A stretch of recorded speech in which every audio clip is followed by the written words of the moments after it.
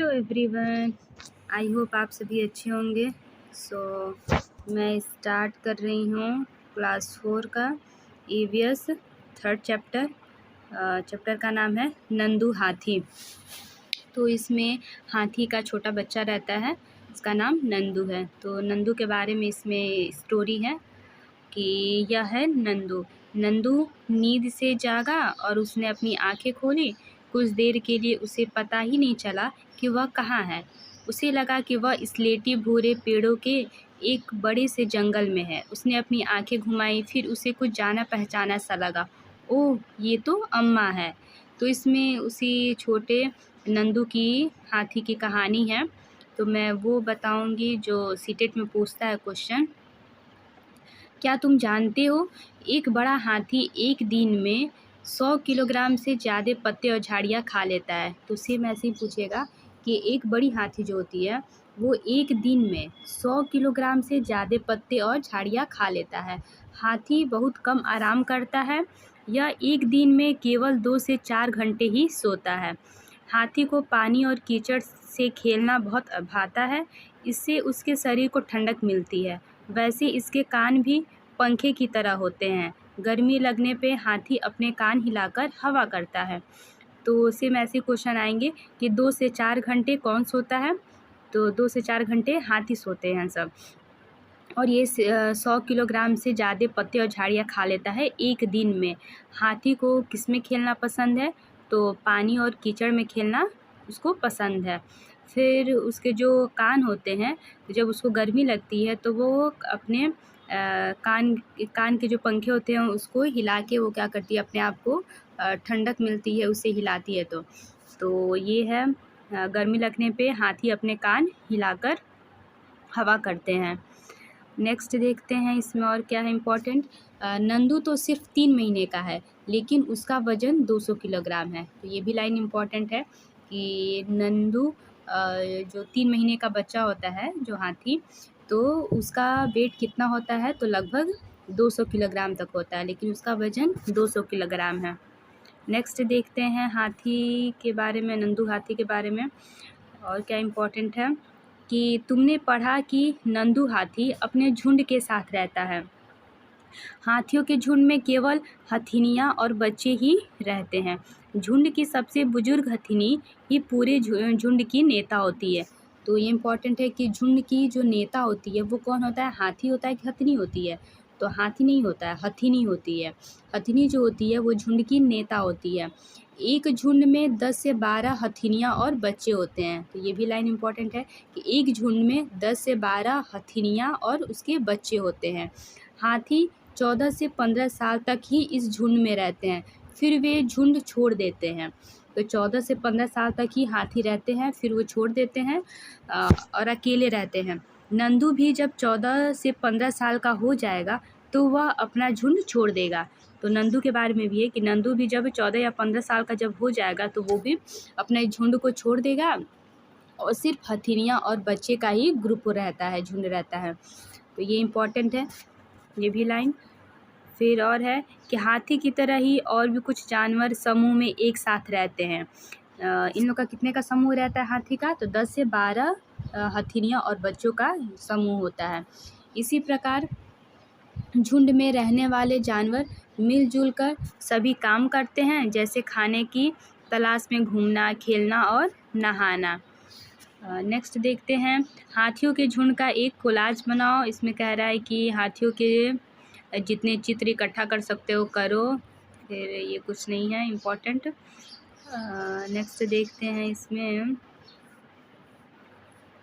और क्या इम्पोर्टेंट है नंदू हाथी के बारे में कि बगुला जो होता है भैंस पे क्यों बैठा होगा।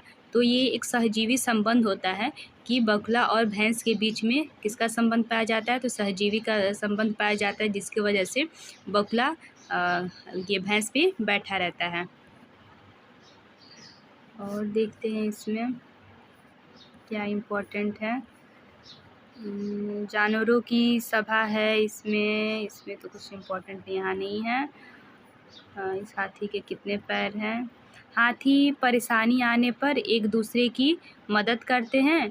अपने बच्चों को देखभाल और सुरक्षा के लिए एक दूसरे का साथ देते हैं। हाँ, 4th चैप्टर इसमें है अमृता की कहानी। तो इसमें देखिए, यह बात बहुत पुरानी है, करीब 300 साल पुरानी, और हाँ, यह किस्सा सच्चा है। इसमें एनसीईआरटी में जो भी मतलब स्टोरी लिखी रहती है वो मतलब इम्पॉर्टेंट होता है, और वो सच्चा होता है, मतलब सच्ची घटना पे आधारित होती है वो। अमृता जो है वो राजस्थान में जोधपुर के पास खेजड़ली गांव की रहने वाली थी। ये पूरी लाइन इम्पॉर्टेंट है। अमृता बिश्नोई जो थी वो कहाँ रहती हैं, तो राजस्थान में जोधपुर के पास खेजड़ली गांव की वो रहने वाली थी। जानते हो उस गांव का नाम खेजड़ली क्यों था? उसके गांव में खेजड़ी के बहुत से पेड़ थे। तो खेजड़ी से बहुत सारे क्वेश्चन पूछे जाते हैं सीटेट में कि खेजड़ी का पेड़ कहाँ पाया जाता है, तो राजस्थान में पाया जाता है। और इनका इम्पॉर्टेंट ये है कि अमृता जो थी वो बचपन से ही पेड़ पौधों से इनका बहुत ही लगाव था। ये पेड़ पौधे से बहुत ही प्रेम करती थी। तो ये कहते थे लोग, वहाँ के लोग, कि राजस्थान के, कि अगर पेड़ है तो हम हैं। इनके बिना, जैसे ये कह रहे हैं कि पेड़ और जानवर हमारे बिना रह सकते हैं पर हम उनके बिना नहीं रह सकते। तो अमृता के बारे में कहानी है इम्पॉर्टेंट कि देखिए कि समय बीतता गया और अमृता बड़ी हो गई। एक दिन वह अपने पेड़ों से मिल रही थी, तभी उसने देखा कि गांव में कुछ अनजान लोग कुल्हाड़ी लेकर खड़े हैं। पूछने पे पता चला कि वे राजा के आदमी थे। राजा के कहने पे वे लकड़ी के लिए पेड़ काटने आए थे। लकड़ी राजा के महल के लिए चाहिए थी, क्योंकि राजा महल बनवाने के लिए लकड़ी मांगे थे। तो जो उनके काम करने वाले लोग थे उनको भेजे थे वो लकड़ी काटने के लिए। तो देखिए ये अमृता क्या करती हैं कि पेड़ को पकड़ लेती हैं और ये काटने से मना करती हैं। यह सुनते ही अमृता के होश उड़ गए। उन आदमियों ने जिस पेड़ को काटने के लिए चुना, अमृता उस पेड़ से लिपट गई। उन लोगों को डराने धमकाने पर भी वह नहीं हटी। राजा के आदमियों को राजा की बात तो माननी थी, वरना उनकी अपनी जान चली जाती। उनकी कुल्हाड़ी के एक ही वार से अमृता के पैरों से खून बहने लगे। देखिए सच्ची घटना है। और वह गिर गई, लेकिन उसने पेड़ को नहीं छोड़ा। ठीक अमृता को देखकर उसकी बेटियां और गांव के 300 से ज़्यादा लोगों ने पेड़ों से लिपटकर अपनी जान दे दी। गांव के जो भी लोग थे वो लोग भी देख के, अमृता को देख के, सारे लोग एक एक पेड़ को पकड़ के लिपट गए और काटने के लिए मना कर रहे थे। तो ऐसे देखते देखते कई लोग को, वो लोग जो आए थे लकड़ी काटने के लिए, तो कई लोग को मार भी देते हैं। जब राजा को इस बात का पता चला तो उन्हें यह बात समझ नहीं आई कि लोग पेड़ों के लिए अपनी जान भी दे सकते हैं। वे खुद वहां आए और स्वयं लोगों का पेड़ों के प्रति प्यार देखा। उन्होंने देखा कि मतलब लोग कितना मतलब पेड़ों से क्या करते हैं, प्यार करते हैं। तो राजा पर गांव वालों की बातों का बहुत गहरा असर पड़ा। तो राजा पे इस बात का असर पड़ा। उसने आदेश दिया कि इस इलाके में कोई पेड़ नहीं काटेगा और न ही कोई शिकार करेगा। आज 300 साल बाद भी यहाँ के लोग, जो बिश्नोई कहलाते हैं, पेड़ों और जानवरों की रक्षा करते हैं। तो इनके बारे में पूछा जाता है कि अमृता बिश्नोई जो थी वो किस आंदोलन से हैं, तो ये पेड़ बचाओ आंदोलन से है, कि मतलब कि पेड़ को ये काटने के लिए मना की थी। तो अमृता बिश्नोई के बारे में किसी भी कॉम्पिटिटिव एग्जाम में पूछता है अमृता बिश्नोई, खास तौर तो सीटेट में तो पूछता ही है कि अमृता बिश्नोई का संबंध किससे है, तो पेड़ बचाओ आंदोलन से था। यही अमृता की कहानी है। फिर राजा मना कर देते हैं और वहाँ के लोग अब जानवरों को और फिर पेड़ पौधों से प्रेम करने लगते हैं। तो इसमें और देखते हैं क्या इम्पोर्टेंट है। नेक्स्ट देखते हैं इसमें, हाँ, अमृता के गांव में बहुत सारे खेजड़ी के पेड़ थे। तुम्हारे इलाके में कौन से पेड़ ज़्यादा पाए जाते हैं, ये कह रहा है कि नाम बताइए। खेजड़ी जो है यह पेड़ रेगिस्तानी इलाके में खूब पाया जाता है। ये पूछा जाता है खेजड़ी का जो वृक्ष है ये कहाँ पाया जाता है, तो रेगिस्तान यानी राजस्थान में पाया जाता है। इसे ज़्यादा पानी की ज़रूरत नहीं होती। ज़्यादा पानी भी नहीं देना पड़ता है। इस पेड़ की छाल दवा के काम आती है और इसकी लकड़ी को कीड़ा भी नहीं लगता है। इस पेड़ की फलियों की सब्जी भी बनाई जाती है। इसकी पत्तियाँ वहाँ पर रहने वाले जानवर खाते हैं और इसकी छाया में तुम जैसे बहुत से बच्चे खेलते भी हैं। तो उसी में ऐसे ही क्वेश्चन पूछा जाता है कि किस पेड़ के नीचे बच्चे खेलते हैं। तो खेजड़ी जो वृक्ष है, खेजड़ी के वृक्ष के नीचे बच्चे खेलते हैं और ये कहाँ है, तो राजस्थान में है। उसके पेड़ की छाल से दवा भी बनाई जाती है। तो जो खेजड़ी का वृक्ष है बहुत इम्पॉर्टेंट है, छाल का भी इम्पॉर्टेंट है, दवा बनाया जाता है। फिर उसकी सब्जियां भी बनाई जाती हैं, पेड़ की जो फलियां निकलती हैं तो उसकी सब्जी भी बनाई जाती है। और बच्चे तो खेलते ही हैं इस पेड़ के नीचे क्योंकि छायादार पेड़ है ये खिजड़ी का जो वृक्ष है। नेक्स्ट देखते हैं इसमें क्या इम्पोर्टेंट है। थर्ड चैप्टर नहीं, सॉरी, फोर्थ चैप्टर है। तो फोर्थ चैप्टर में इतना ही है। नेक्स्ट हम देखते हैं फिफ्थ चैप्टर हम देखते हैं अनीता की मधुमक्खियाँ। ये भी सच्ची घटना ही है, ये भी सच्ची घटना है। अनीता की मधुमक्खियाँ। मेरा नाम अनीता कुशवाहा है।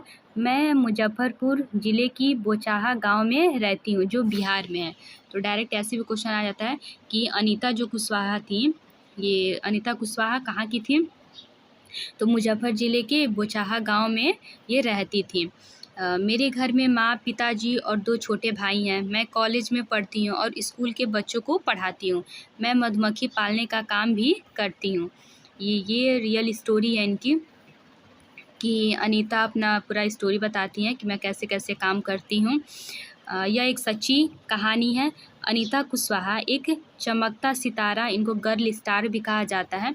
चमकते सितारे उन साधारण लड़कियों की असाधारण कहानियाँ हैं जिन्होंने स्कूल जाकर अपनी ज़िंदगी बदल दी।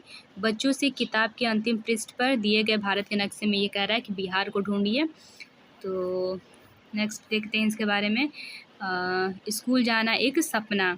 अनीता जो है, इनके बारे में स्टोरी ये है कि एक दिन मैंने स्कूल के अंदर झांक कर देख ही लिया। बच्चों को देखकर मैंने अपने आप को रोक नहीं पाई और बच्चों की कतार में पीछे जाकर चुपचाप बैठ गई। मुझे भी अच्छा लगा। घर जाती मैंने हिम्मत करके माँ पिताजी को स्कूल के बारे में बताया, क्योंकि उनके माता पिताजी मतलब स्कूल जाने के लिए मना कर रहे थे, लेकिन अनीता जो थी वो स्कूल जाने के लिए जिद कर रही थी कि मुझे भी स्कूल जाना है। वो बहुत रोने लगी। फिर मेरे गांव की एक टीचर आती हैं, वो समझाती हैं कि पढ़ाई करना कितना ज़रूरी है। फिर माता पिताजी जो उनके थे वो मान गए और उनको स्कूल जाने के लिए कह दिए। तो वो स्कूल जाती हैं और फिर जो अनीता है वो स्कूल जाती हैं और फिर अपनी पढ़ाई शुरू करती हैं। देखते ही देखते 5 साल बीत गए। मैंने 5वीं कक्षा पास कर ली। मुझे पता चला कि 6ठी कक्षा में खर्च बढ़ जाएगा। तो फिर उन्होंने क्या किया कि उसका भी उन्होंने हल निकाल लिया कि छोटे बच्चों को उन्होंने पढ़ाना शुरू कर दिया। तो मतलब उनके बारे में ये स्टोरी है कि वो कैसे कैसे मतलब स्ट्रगल करके अपनी पढ़ाई पूरी की। तो वो छोटे छोटे बच्चों को भी पढ़ाती हैं। और फिर बाद में उनकी देखिए फिर ये है कि RT 2009 क्या कहता है कि ये कि 6 से 14 साल के जो बच्चे हैं, बच्चों को मुफ्त एवं अनिवार्य शिक्षा का अधिकार देता है। तो ये तो आप लोगों को पता ही है कि 6 से 14 साल के बच्चों को मुफ्त एवं अनिवार्य शिक्षा दिया जाता है। तो किसके तहत, तो RT 2009 के तहत। तो इसमें ये है, फिर ये बताती हैं कि स्कूल से मधुमक्खी पालन तक, फिर ये क्या करती है कि मधुमक्खी पालना ये शुरू करती हैं। तो ये पूछा जाता है कि मधुमक्खी पालन किसने शुरू किया था, तो अनीता जो कुशवाहा थी इन्होंने ही मधुमक्खी पालना शुरू किया था। वो क्योंकि बिहार में ये कह रहा है कि हमारे यहाँ बहुत सारे लीची के पेड़ हैं, लीची के फूल मधुमक्खियों को लुभाते हैं, इसलिए यहाँ लोग मधुमक्खियों को पालकर शहद बनाने का काम करते हैं। तो इन्होंने भी क्या किया, शुरू किया। तो ट्रेनिंग में मुझे पता चला कि अक्टूबर से दिसंबर तक का समय मधुमक्खियों के अंडे देने का होता है। ये इम्पॉर्टेंट है कि मधुमक्खियाँ अंडे कब देती हैं, तो अक्टूबर से दिसंबर तक ये मधुमक्खियाँ क्या करती हैं, अंडे देती हैं। मधुमक्खी पालन शुरू करने का सबसे अच्छा समय यही होता है, अक्टूबर से दिसंबर। तो अनीता तो ट्रेनिंग तो ले लेती है, बट मधुमक्खी पालने के लिए उसके पास पैसे नहीं रहते हैं। तो क्या करती है वो कि बच्चों को पढ़ाकर उसने 5,000 रुपये बचाए, तो बच्चों को पढ़ाना शुरू करती है। फिर उससे जो पैसे उसके पास सेव हुए तो उससे उसने मधुमक्खी पालने के 2 बक्से खरीदे। एक बक्से की कीमत 2,000 रुपये थी। तो यही सब है कि फिर वो स्टार्ट कर देती है मधुमक्खी पालना। और देखते हैं इसमें क्या इम्पोर्टेंट है कि फिर अब देखते देखते सभी गांव के लोग उसे पहचानते हैं। अब वो ऐसा काम करना जब शुरू करती है मधुमक्खी पालना, तो गांव वाले भी लोग उसे धीरे धीरे जानने लगते हैं। वह गांव के सभी बैठकों में जाती है और लोगों को समझाती है कि पढ़ना सबके लिए बहुत ज़रूरी है। कुछ लोग तो उस पर हंसते भी हैं, लेकिन अनीता को अपना काम करना है और वह कहती है और वो करती भी है। अनीता होल सेलर बनना चाहती है, जिससे वह मधुमक्खी पालने वालों को शहद की सही कीमत दिलाने में मदद कर सके। तो बस इतना ही है इसमें अनीता के बारे में। यही इसमें है कि उसकी स्ट्रगल को बताया गया है कि कैसे वो छोटे से गांव से रह के फिर उसने मधुमक्खी पालना स्टार्ट कर दिया और वो धीरे धीरे वो होलसेलर भी बनना चाहती है और लास्ट में अपना बन जाती है। अब देखिए इसमें ये भी इम्पोर्टेंट है कि हर छत्ते में एक रानी मक्खी होती है जो अंडे देती है। तो ये क्वेश्चन पूछा जाता है कि अंडे कौन देती है, तो रानी मक्खी अंडे देती है। छत्ते में कुछ नर मक्खी भी होते हैं। छत्ते में बहुत सारी काम करने वाली मक्खियाँ भी होती हैं। ये दिन भर काम करती हैं, शहद के लिए फूलों का रस ढूंढती हैं। जब किसी मक्खी को रस मिल जाता है तो वह एक तरह का नाच करती है, उससे दूसरी मक्खियों को पता चल जाता है। ये क्वेश्चन पूछा जाता है कि जब मक्खी को रस मिल जाता है तो दूसरे मक्खियों को कैसे पता चलता है कि वहाँ पे मतलब रस है। तो वो एक तरह का नाच करती हैं, जिससे और सारी मक्खियों को भी पता चल जाता है कि कहाँ फूलों का रस, कहाँ मतलब फूल है। तो इस प्रकार इसमें ये है।